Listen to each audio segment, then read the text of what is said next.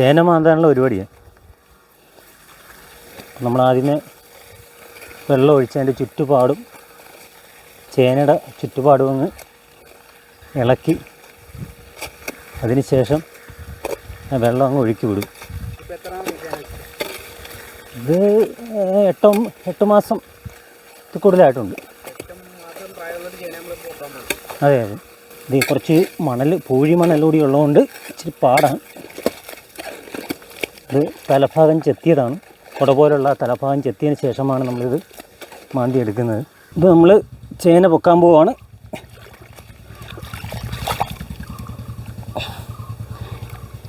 ഇപ്പോൾ 8 മാസം പ്രായമായ ചേനയാണ്.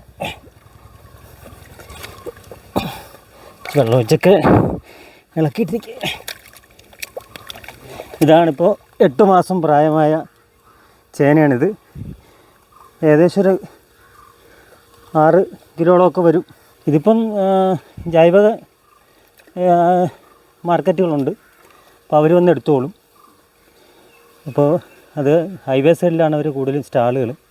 ഇപ്പോൾ പുറത്തുനിന്നൊക്കെ വന്ന ആൾക്കാർക്ക് ഈ നാടൻ ചേന, ജൈവമായി കൃഷി ചെയ്ത ചേന അവർക്ക് ഭയങ്കര താല്പര്യമാണ്.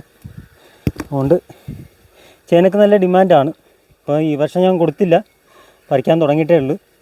പിന്നെ കുറച്ച് വിത്ത് അടുത്ത വർഷം ചേന കൃഷി ചെയ്യണം. അതുകൊണ്ട് കുറച്ച് വിത്തിന് വേണ്ടി കുറച്ചെടുക്കും. കൊടുക്കുന്നെങ്കിലും കുറച്ചേ കൊടുക്കുകയുള്ളൂ. കഴിഞ്ഞ അടുത്ത വർഷം ഇതുവരെയായിട്ട് ചാക്കിനകത്ത് കൃഷി ചെയ്തിട്ടില്ല. അപ്പോൾ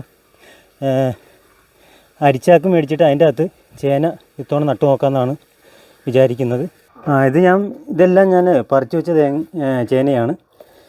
ഇത് അത്യാവശ്യമൊക്കെ വലിപ്പമുള്ള ചേനയാണ്. ഇപ്പോൾ ഒരു 3 പീസ് 4 പീസായിട്ടൊക്കെ കട്ട് ചെയ്തിനി നടാം. നടുന്ന സമയമാകുമ്പോൾ നമുക്കൊരു 4 പീസാക്കാം. ഇത് 4 പീസാക്കിയിട്ട് നടാം. ഇപ്പോൾ ഇത് ഞാൻ നേരത്തെ കാണിച്ച പോലെ വെള്ളം ഒഴിച്ച് പൈപ്പ് വെച്ച് വെള്ളം ഒഴിച്ചിട്ട് അതിൻ്റെ ചുറ്റുമുള്ള മണ്ണ് ഇളക്കിയിട്ടാണ് നമ്മൾ മൺവെട്ടി കൊണ്ട് വലിച്ച് കുന്താലിക്ക് വലിച്ച്. അതാണ് ഏറ്റവും വലിപ്പമുള്ള ചേന ഇതായിരുന്നു. ഇതിൻ്റെ വലുത് കിട്ടിയിട്ടില്ല. തണ്ണിമത്തൻ പ്രാവശ്യം ഇതിനും വലുത് ഒക്കെ കിട്ടിയിട്ടുണ്ട്. ചേന ആദ്യമായിട്ടാണ് ഈ വലിപ്പം കിട്ടുന്നത്.